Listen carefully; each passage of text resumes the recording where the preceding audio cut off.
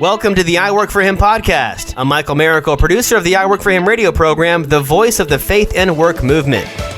Our mission is to transform the workplace of every Christian into a mission field. What does that look like in your workplace? Let's find out right now. You've tuned into I Work For Him, the mouthpiece for the faith and work movement. We're your hosts, Jim and Martha Brangenberg. Thanks so much for being with us today. You know, I was just thinking about the lonely little social media platform called LinkedIn and the fact that, Lonely? I know I talk to thousands of people you on LinkedIn. are on it all the time, but we don't highlight it very often. No, so I just wanted to remind everyone that LinkedIn is a great way to not only connect with Jim and I personally, but also the brands. I work for him, she works for him, and I retire for him, in places where you can be sharing with your coworkers, with your employees, the people that you engage with on LinkedIn.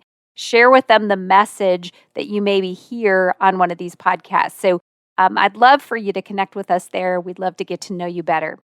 You know, some interviews are a piece of cake to set up and some are not. Today's interview has been in the works for 2+ years. Pete Ochs owns an investment firm that owns parts or all of many businesses. One of them is a manufacturing company. Pete also loves Jesus. At age 40, Pete was successful in getting close to being independently wealthy, but he had a serious case of life dissatisfaction. Not unlike King Solomon, as he expressed it in Ecclesiastes. God set Pete on a road to satisfaction that took him to prison, and not the way you think. Today you're going to hear the story of how Pete interlaces his faith and his business, and how that interlacing is changing lives every day all over Kansas and around the country. Pete Ochs, welcome to I Work For Him. Jim and Martha, it is great to be here, and it has been well worth the wait. Awesome. I'm glad. I hope you feel that way at the end of the interview. Yeah. Pete, why did you become a follower of Jesus? Yes. So, Jim, I had the privilege of growing up in a Christian home, and my parents were godly, great people. And so at the age of 12, literally at a summer camp, I came to Christ, and that changed my life. But I will tell you, it probably wasn't until I got to college. I went to college in the early 70s, and I think the times then were almost as crazy as they are today. And when I saw the nuttiness of the world, I just began to dig deeper, because I'd grown up in a small town in Kansas, and I was probably fairly sheltered. And so I ran into some other Christians there who just lived the life of Jesus like I'd never seen. And so I began to fellowship with them. I remember, they were very good about encouraging me to be in God's Word. When I picked up, I'd always used the King James Bible, and they gave me a New International Version, and I started reading that, and I literally read that entire Bible in one setting, because I had never seen God's Word so alive and come off the page like it did. So I was literally taken by God's Word, and I think I made Jesus my Savior at 12. I think I made him the Lord of my life in college. What a powerful message. And it is so true. The more that we read the scripture for ourselves and apply it, let it soak into our own lives, the more we can have that perspective of what God has for us in our lives. And I think that's going to be thread throughout this conversation today. So, Pete, tell us about your company. What is Capital 3 all about? Is it Capital 3 or Capital I? I always say it in my head, not sure which one it is. Yeah, so we call it Capital 3. Okay. And that is because we really want to create 3 forms of capital: economic, social, and spiritual. And we'll get into that, I'm sure, at some point in time here. But I spent 8 years in the commercial banking business, and at the age of 30, decided I wanted to be an entrepreneur. So I started my own company, and that was Capital 3. We spent the first 8 years of that being the middleman in the sale of privately held companies. So we would help buyers and sellers put their transaction together. Mm-hmm. And in the 1990s, I violated the number one rule of business, and that is don't fall in love with your inventory. And there was a little business that was available for sale, and we bought it.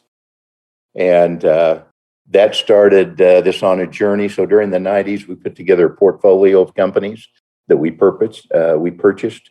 We typically did the leveraged buyout transaction. We put a little down, we leveraged them very hard. We'd run them for 4 or 5 years and then flip them. We made a lot of money doing that. I will tell you that was satisfying to a degree. 9/11 hit in 2001, and it really changed the way we did business. We came very close to going broke, and I think God used that to get my attention.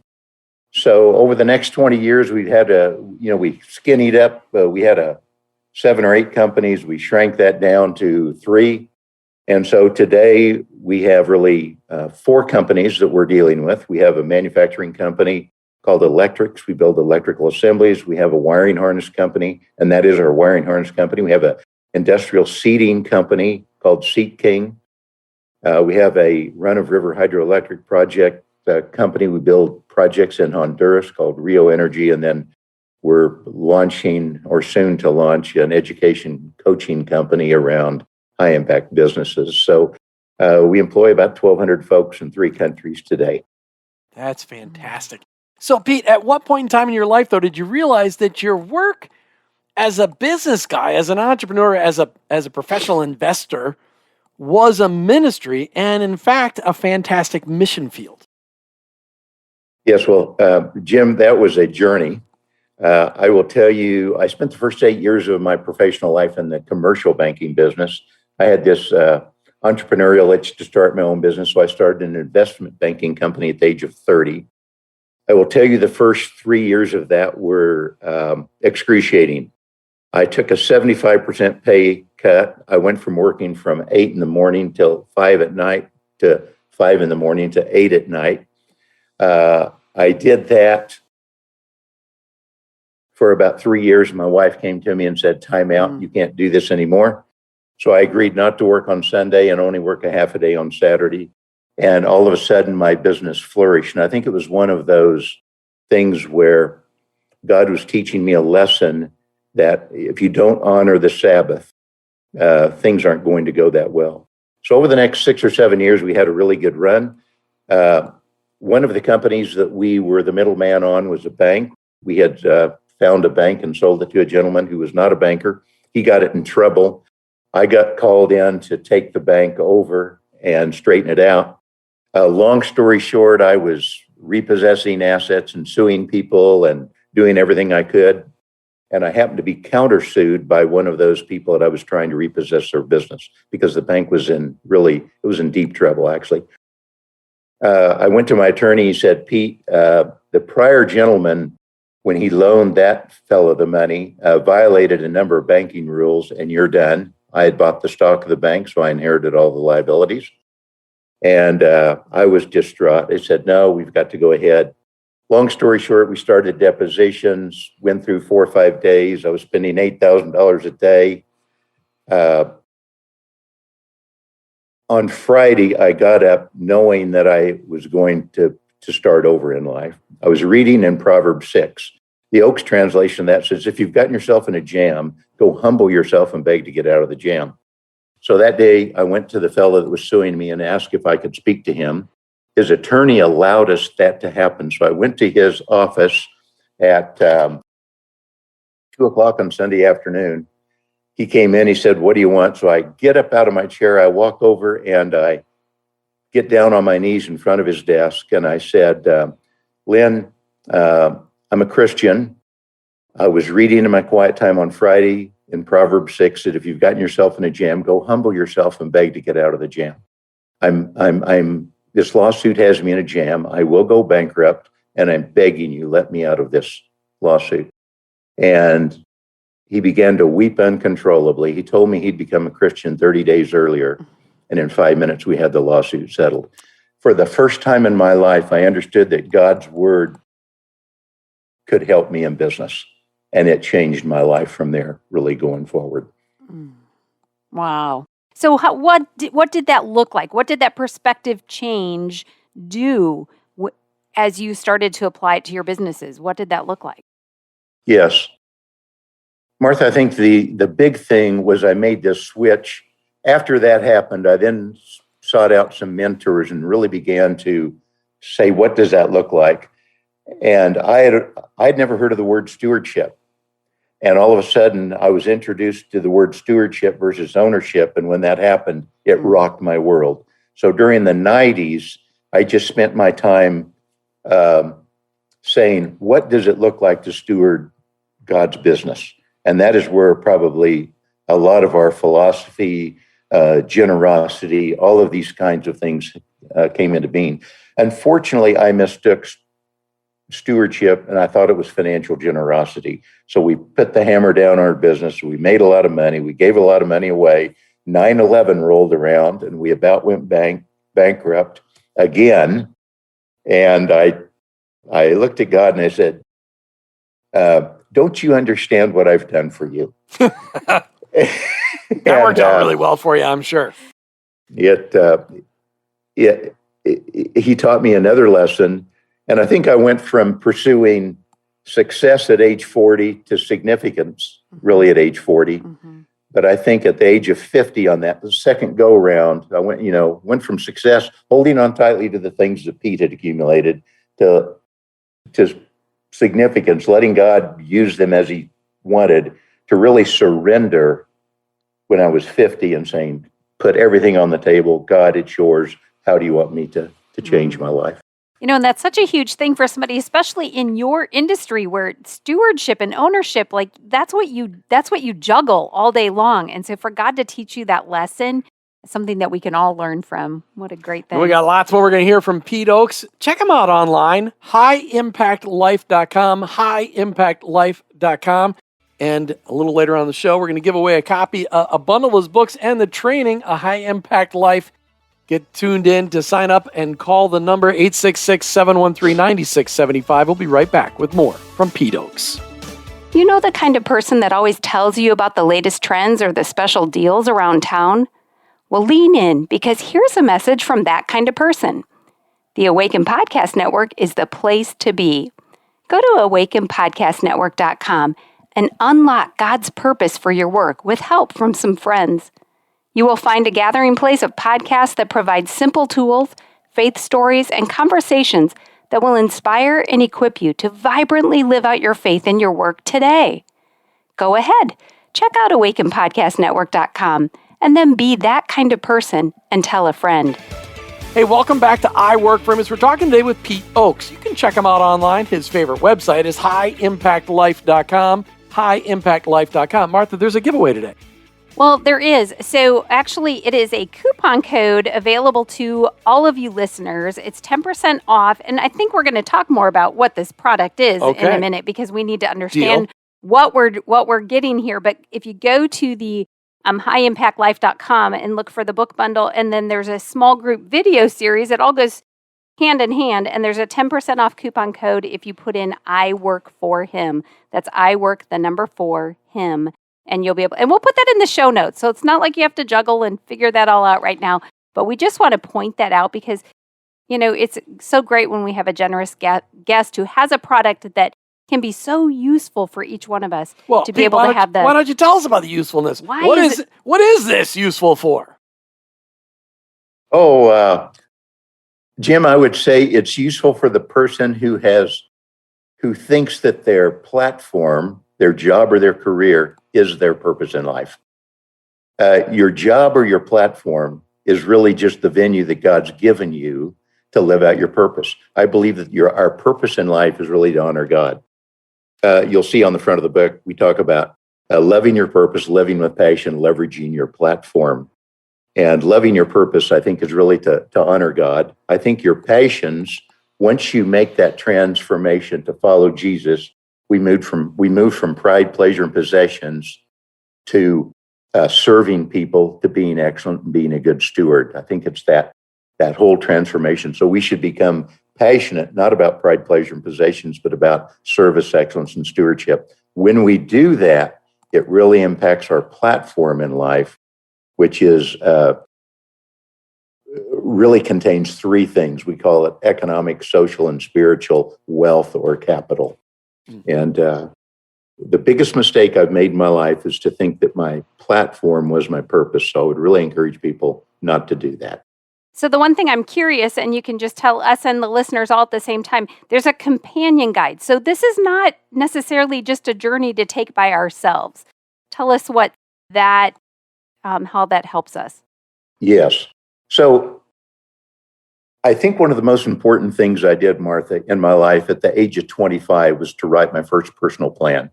So the habits guide that goes with this really is a step-by-step guide over 8 weeks that will take you through your own personal plan. So you'll wind up learning how to do a personal mission statement. You'll define your values. You'll talk about some 50-year goals. We try to get you to think bigger. And then, of course, we just set all these particular goals with regards to your family and your work and all those kinds of things. And I have found I've written a personal plan every year now for 45 years. And I think it's one of the most important things I do annually. But how did you do at 25 on your 50-year plan? Because you're coming up on that. How'd you do? So in the plan, back then I called them BHAGs, which you're familiar with, hairy, audacious goals. So I set 3 or 4 big, hairy, audacious goals in my 25, when I was 25. I have achieved all of those goals. And I think we oftentimes don't think big enough. I think sometimes there is this thing that you need to think bigger. And I don't think thinking bigger just to think bigger is what you should do. I think you should think bigger as to how God can work through you to do things. So I'm a big believer in setting those goals because I think subconsciously, maybe every day I didn't look at those, but they were in the back of my mind, and everything I did, I was working towards achieving those. Speaking of super big BHAGs, I like to call them SBHAGs, super BHAGs, and transformational thinking. And really, what you described in A High Impact Life is just teaching people a kingdom mindset, really transforming their thinking, the whole Romans 12:2 transformation. And you applied that to Capital 3. Because one of your businesses is a manufacturing business, as you mentioned before. What's so unusual about the way you do your manufacturing? Sure. So once again, Capital 3 stands for the creation of economic, social, and spiritual capital. Milton Friedman, the renowned economist, won a Nobel Prize because he made the statement or the philosophy that the purpose of business is to maximize shareholder value. We think it is greater than that. We think it is to make money, but also to build great relationships and ultimately share, the hope that we have in Jesus. So 2 of our businesses, actually one's located in Seat King, is actually located in a maximum security prison. And we have another business now located in a medium security prison called Electrics. So on any given day, we employ about 220 inmates that build stuff for us inside of a maximum security prison. We have about 100,000 square feet in there. This year, we'll build 800,000 seats inside of a prison. If you can imagine 12 or 15 semi-loads of material coming in and out of a maximum security prison, it's definitely a challenge. I bet that's got some logistic challenge. Let's make sure that there's nothing else a little seedy coming in on those manufacturing pieces. But I'm sure they make sure of all of that. I'm sure they do. There's probably a few checks and balances. but I mean, putting a manufacturing facility inside of a maximum and medium security prison, a little bit of an out-of-the-box idea, but talk about a kingdom impact. Your reputation preceded you, which is why you're on the show today. This has been a really big deal, hasn't it? It has been. And if I'm honest with you, Jim, I went in there because of greed. We had a rapidly growing manufacturing company, and I could not find enough workers to work entry-level manufacturing to work in that business. So I went to the local. I'd heard about the work release program where they literally take inmates and they ship them to your business. You work them during the day, and then they go back to prison at night. I did that, and I did that for a month, and I went back to the warden of the prison and said, I need 10 or 12 more of these guys. He said, I don't have them, but what I have is we are vacating manufacturing space inside of the prison. And if you could figure out how to move your business inside the walls of a prison, I've got 1,000 guys ready to work. And I said, that is perfect. And within 30 days, we had moved a portion of our business inside the walls of a maximum security prison. And that was in 2006. Okay, so this is where I get a little excited. So talk about what the result has been of taking that step. Even and I love that you're honest, that you said, this started out of greed. You had a need and you saw a way to get it filled, but that's creative. But what more has God done as a result of that relationship with the prison? Yes. Martha, I had no idea what would happen. Literally within about 90 days of being inside the prison, God really showed me that this was a place we could have great impact. So we had this philosophy of this triple bottom line of business: economic, social, and spiritual capital. But I think being inside of the prison, it is a desert of human flourishing. There is no money, there are no relationships, and there's not very much Jesus, okay? And so we really began to figure out how we could help these men. I like the parable of the Good Samaritan because, it talks about the spiritual guys, the priest and Levite came along, and they walked around the guy laying in the ditch dying. But the Good Samaritan, and I like to think of him as an entrepreneur, came along, picked him up, took him to the hotel, paid for his room, etc. So we try to always lead with economic capital. We want to give you a good job and pay you well. The second thing we want to do is we want to love you like we love ourselves. We want to create a great relationship. And when you do that, then the doors to spiritual capital literally fly open. But how do you pay guys in prison? I mean, because they're used to getting 20 cents a day for stamping license plates.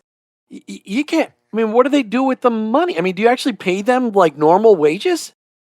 Yes. So Kansas is actually one of the leaders in private industry inside of prisons. So we pay our folks fair wages. Probably a minimum of $10 an hour up to as high as $25 an hour.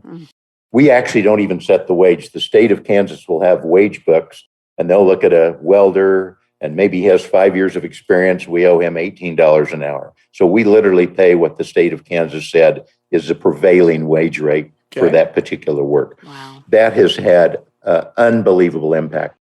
I will tell you that 25% of that wage comes off the top and goes back to the state of Kansas for room and board. Okay. So this year's, there's probably, this year there'll be $1.5 million paid by our inmates to go back to the state of Kansas for room and board. Also, restitution comes out, child support comes out. They have money. It costs 17 cents a minute to visit with your family if you're talking on a prison phone. So if you make 50 cents a day, you simply don't have family relationships because you can't visit with them. Our guys probably spend $20, $30, $40 a week just speaking with their family.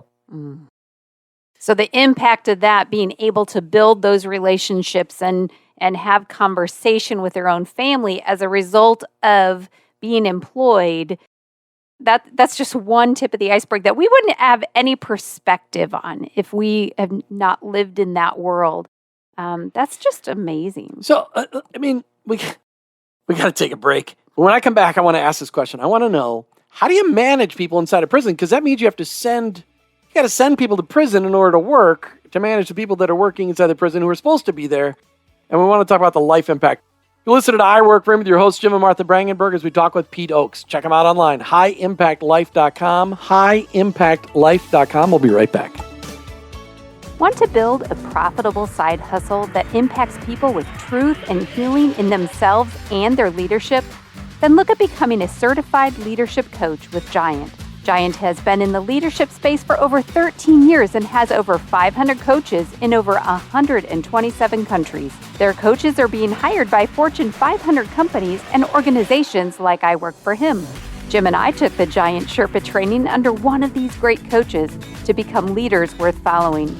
Giant gives you everything you need to start your own coaching business from scratch, like hands-on training from top-level coaches, access to an all-in-one online platform to run your entire coaching business, and you get to join a thriving community of coaches around the world.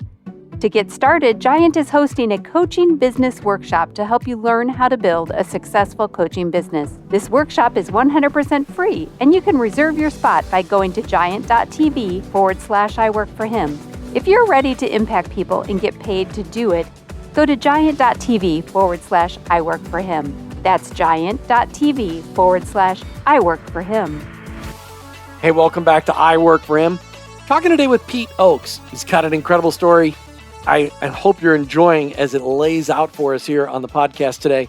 HighImpactLife.com. If you want to see what Pete has done in his businesses and apply it to your own, at what he's doing at a capital 3, do it on your own. HighImpactLife.com. HighImpactLife.com. Pete, I said before the break, I want to ask this question. Okay, you got all these inmates, and we always joke about, don't let the inmates out of the building. Well, in this case, you can't let the inmates out of the building, and they're they're manufacturing the stuff that you sell.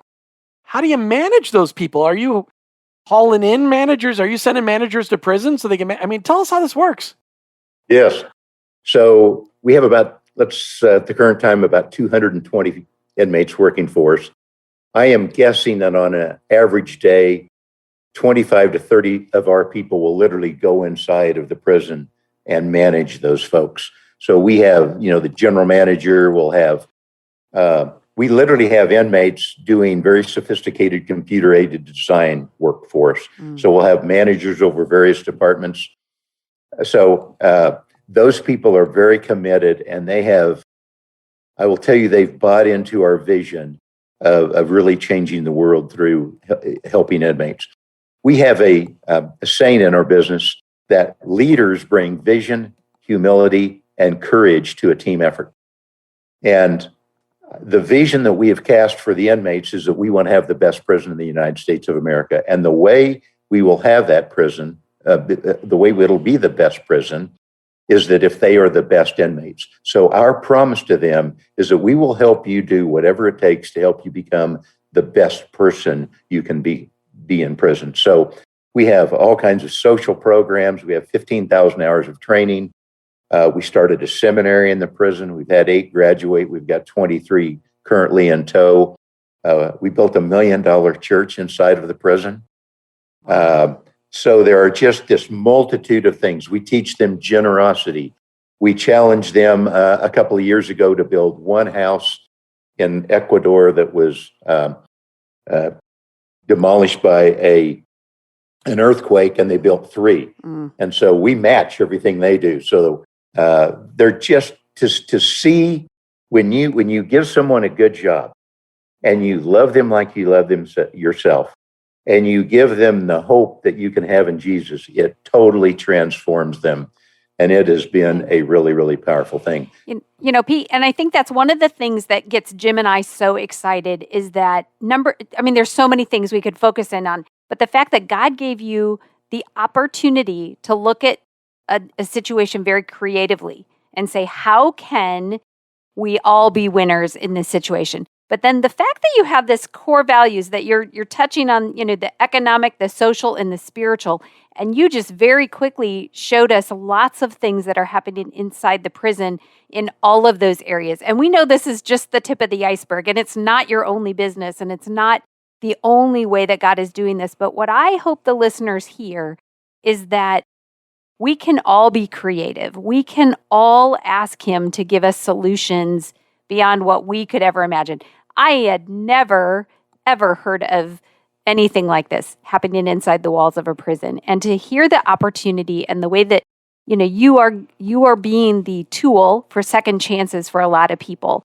And the ripple effect of that you will never know how it's impacted them is so exciting. And I just want the listeners, for all of us, to say, Lord, what do you have in what do I have responsibility over, and what can I be doing with that? And have it be more than just the economic impact, going beyond that. And the flourishing that's happening in that prison alone, let alone the homes that then see it and let's talk about witness that. Let's talk about that. So what is that impact on the lives of your workers while they're in prison and then after they get out? Because you've got a rotating workforce, because people go to prison in maximum security, maybe they're in there for a long time, but in the medium security, they're in and out. Talk about the impact. Sure. Let's start with economic impact. First, they have a job and they're learning a trade. Oftentimes, they'll leave us with we've had men leave us with $50,000 to $70,000 of cash. Many of them start jobs.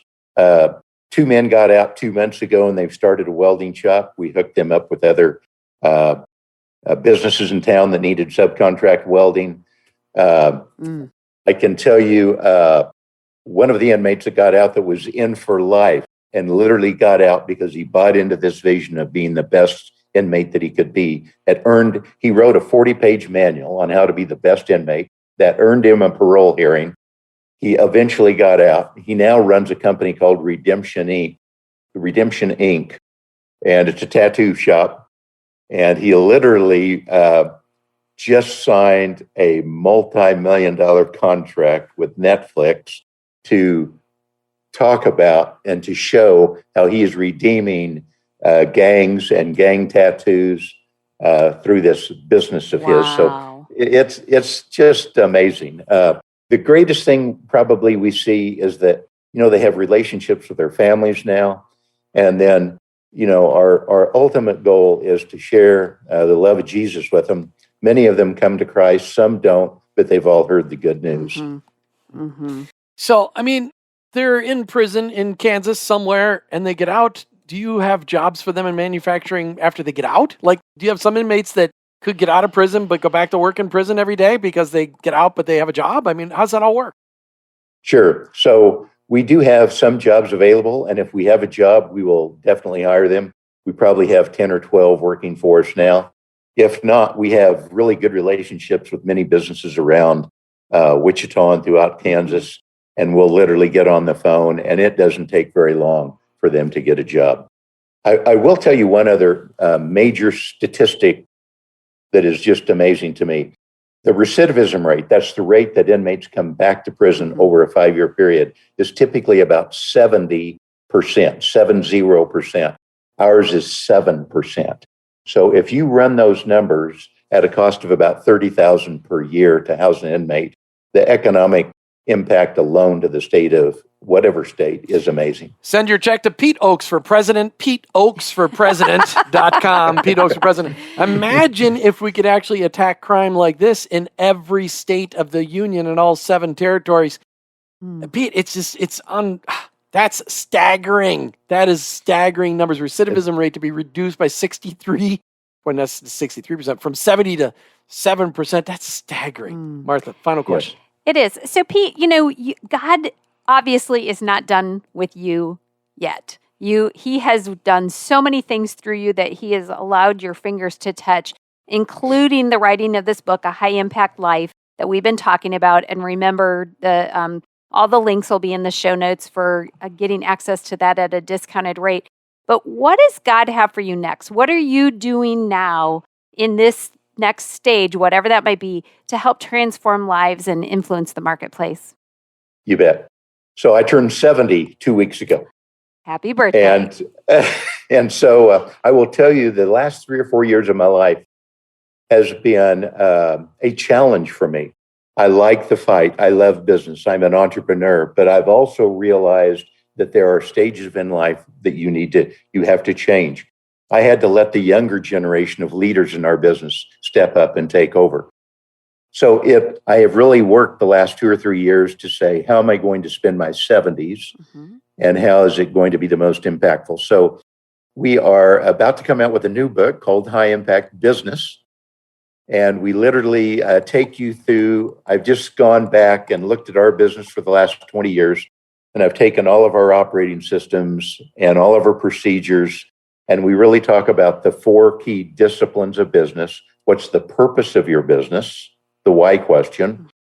What's the strategy of your business? Basically, who are you serving? How do you operate? Which is the operations of your business, and what is your impact and that's the execution of business. So we are hopefully launching this summer an online MBA program to learn how to do high impact business. So I'm really excited about that. I love young people and I love business. So that's really been going to be my focus.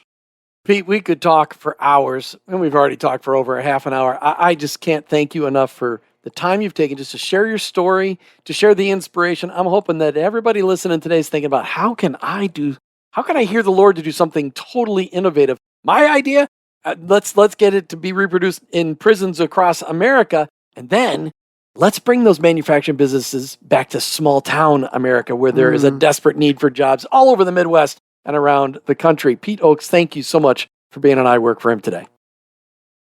Jim and Martha, it's been great to be here. I love the key is to work for Him. So I really appreciate what you all are doing. Stay at it. All right. Check out Pete online, highimpactlife.com, highimpactlife.com. You've been listening to the I Work for Him radio program with your hosts, Jim and Martha Brangenberg. We're Christ followers. Our workplace, it's our mission field, but ultimately, I work for Him. Did you know that God has a calling on your life? It's true. He's called you to bring Jesus to the world. For some, that may look like a pulpit or a foreign mission field, but for most of us, it looks like a construction site, a cubicle, a hospital, or a classroom. Wherever it is that you work, live, volunteer, and invest, that is your mission field. To learn more about integrating your faith into your work and retirement, check out our books, I Work for Him, She Works for Him, and I Retire for Him, by going to iworkforhim.com/bookstore. Thank you for listening to the I Work for Him podcast with your hosts, Jim and Martha Brangenberg. Please visit iworkforhim.com to learn more about connecting your faith and work, to join the I Work for Him Nation, or subscribe to our weekly blog. You can also follow us on social media at I Work for Him to stay up to date and meet our guests. If today's message spoke to you, please subscribe, rate, and review the show on your favorite podcast platform. Your review will launch more workplace missionaries across America. That's at I Work for Him and online, iworkforhim.com. I work the number 4him.com.